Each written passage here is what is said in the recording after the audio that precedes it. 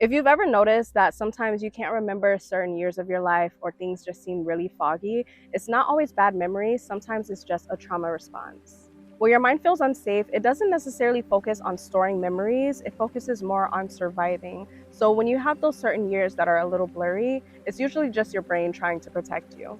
And the most powerful part is that once you start healing, balancing your nervous system, and creating safety, your memory starts to come back. So if that resonates with you, come and join me for the full video. I'll be speaking on how trauma affects your memory, how to rebuild clarity, as well as some natural ways that you can help boost your memory as well. So let's get into it. Hey loves, welcome back to my channel and welcome if you're new. My name is Tyla. Thank you so much for joining me for today's video. This one is super important and it's something that I've been really researching a lot more into, especially noticing that it's something that I struggle with personally. Now, for me, I've kind of always assumed or just thought that I had bad memory and that it was just me having bad memory. So as I've been on my healing journey, I've really been finding a lot more natural ways to overcome my trauma and just learning about the different effects that trauma has on the brain, on the body. And so I started learning more and more that trauma actually affects your memory. And this was something that was actually really a relief for me to learn because it gave me kind of like an understanding of why it is that I struggle with memory loss. And it helped me to understand myself a little better and ways that I can heal that and overcome it. And the one thing for me that made me really notice and become aware of this is that when I would look back on certain years of my life, they were kind of a blur. I wouldn't remember a lot about it. I remember certain key moments, but when it would come to just the overall experiences from certain periods of time, it would be really hard for me to recollect or recall kind of that era of my life. So what happens to the brain when you experience trauma? So when you experience trauma, it boosts your cortisol, it puts you in flight or fight mode, and it also boosts your adrenaline as well. So then what happens is that it causes a memory shortage shutdown to where your brain is more so focused on surviving than trying to store those memories. And as a result of that, your memory becomes fragmented and inconsistent. Now let's go into why we lose memories by breaking down the 6 types of memory disruption, which is emotional overwhelm, chronic stress, developmental trauma, childhood environments that lacked safety, your brain not having the capacity to store details during distress, and a blurry childhood, which is also a common trauma response. Another major sign is if you dissociate and have memory loss. So let's get into the 6 reasons or causes as to why that happens as well. Zoning out happens when your mind checks out even though your body is still present. So it can look like staring at a wall, not hearing people talking, or forgetting what you were just doing.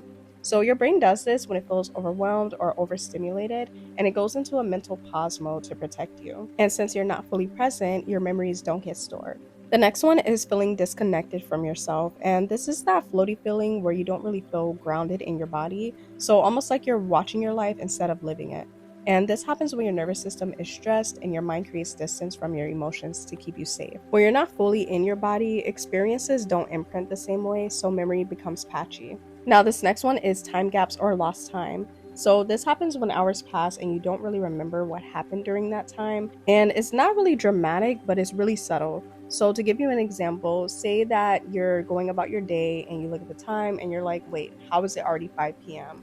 Or say you don't remember driving somewhere, or last week even may feel like a blur. This is when your mind wasn't really present enough to record the details, so you're left with empty spots. Now the next one is not being fully present. So memory forms when your mind is aware, calm, and paying attention.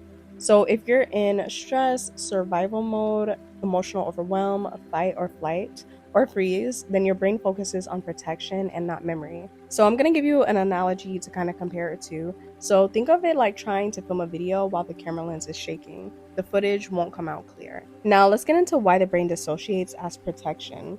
So dissociation is your brain's built-in emergency coping tool. So it says, when this is too much, let me dissociate to keep you safe. So it's not a flaw either, it's just a survival mechanism. And the price of that protection, though, is your memory. Your mind can record moments it isn't fully participating in. And last, let's get into how dissociation creates patchy memories. So because of the fact that you may drift in and out of presence, your memories come out like fragments, flashes, feelings without context, and blurry timelines.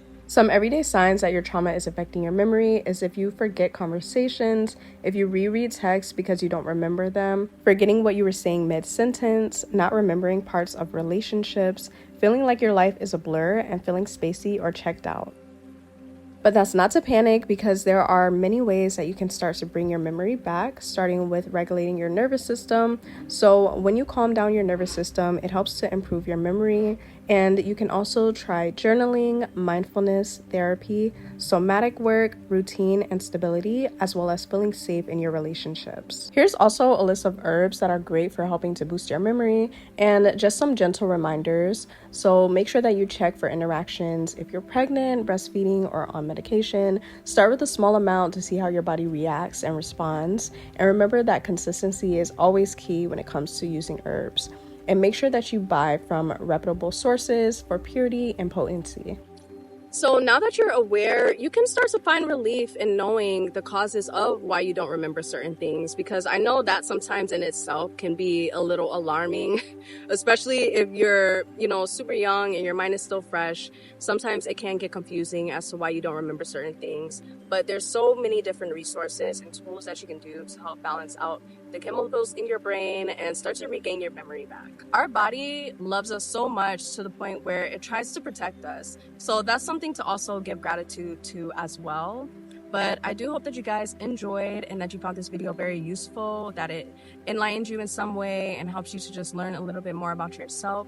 Thank you so much for joining me today. If you did enjoy, be sure to like, comment, share, and subscribe. And I will catch you guys in my next video. Peace out and much love.